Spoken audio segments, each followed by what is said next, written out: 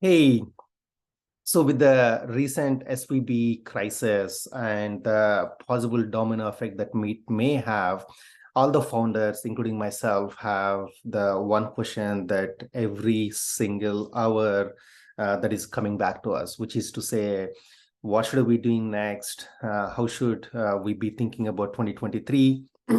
And combine that with the biggest of the companies like the Facebook, Microsoft, Google, Amazon, doesn't really matter.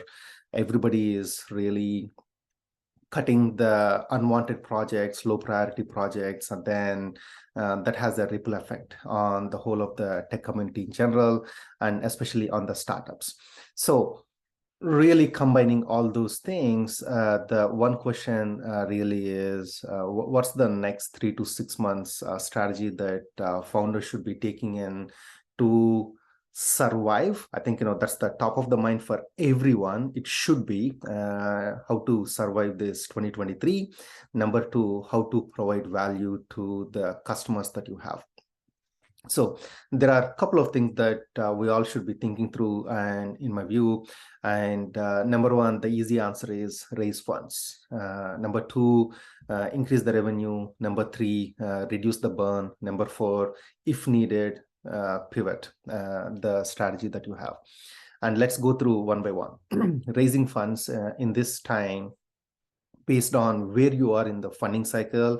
If you're already in the middle of talking to VCs, and then they have the term sheets that are already there, that's great. I mean, of course, that's a good thing to have.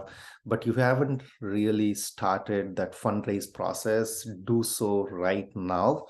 And with a reminder that now the fundraising times are taking longer, the due diligence is becoming much more stricter.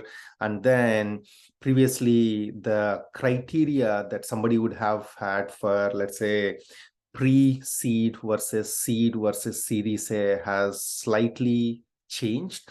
Based on VC to VC, there are some VCs who are very strict on what they want to see on the pre-seed. I mean, even in the pre-seed, somebody would like to see a constant revenue growth and everything. So remember that it is definitely not like the previous years in the fundraising capacity. That's number one. Number two, when we are really thinking about the revenue cycles, now it just doesn't really matter who your customer is, whether it is enterprise, mid-market, SMB, or startups, whatever segment that you are in. But in general, the sales cycles have become longer. And we've seen, unfortunately, because of the layoffs happening in most of these sectors, some of the key people that you would have had influence with, some of them would have left, or people are, in general, the companies are having the tight budgets, number one. Number two, or they are postponing the decision making at this point of time. So be aware of that. I mean, clearly, it's not as though that at this point of time, even if somebody has pain, even if somebody is really looking to solve it now, everybody is thinking, hey, you know what, can I endure this pain a little more longer? Is what everybody is thinking through. So be aware that your revenue, the pipeline, everything, you may have a great pipeline, but then to really see the conversion rates and deal closures, it is taking a longer time. That's number two. And number three is really about reducing the burn that you have. This is the most hardest thing that anybody and every founder is going through right now, because when we are bringing in these employees, that you have the people who are trusted in your vision, in your mission, who joined you in this journey, to really look at who is essential, who is not, is a very hard decision for any founder to make. And unfortunately, we are coming to a point where you have to either look for the survival of the company, or you need to let some people go.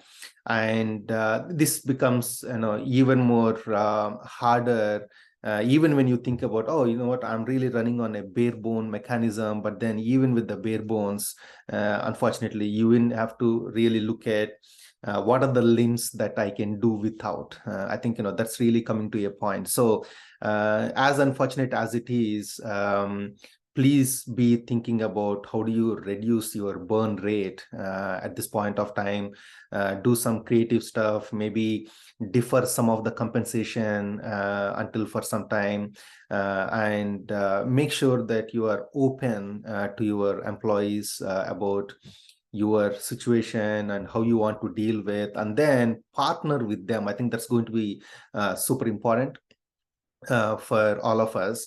And then the last thing is pivots. And when I say pivots, it could be that initially when we started really with longer sales cycles.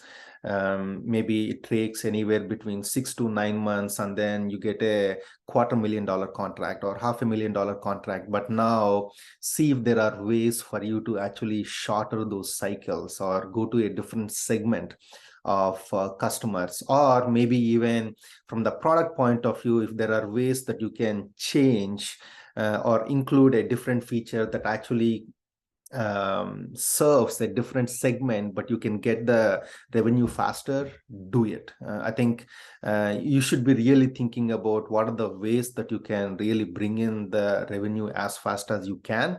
And whether it is about the product enhancements, the messaging enhancements, or your ICP changes that you want to do to really bring in the revenue as quick as possible, do it now.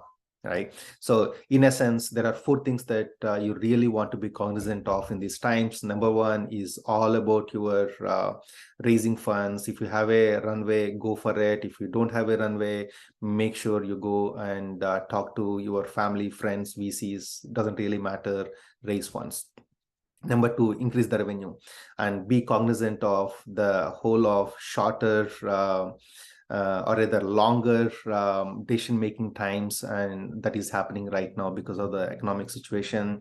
Number three, make sure that you have super lean team, and then have an open communication regarding the burn that you have. Number four, pivot if need be, right?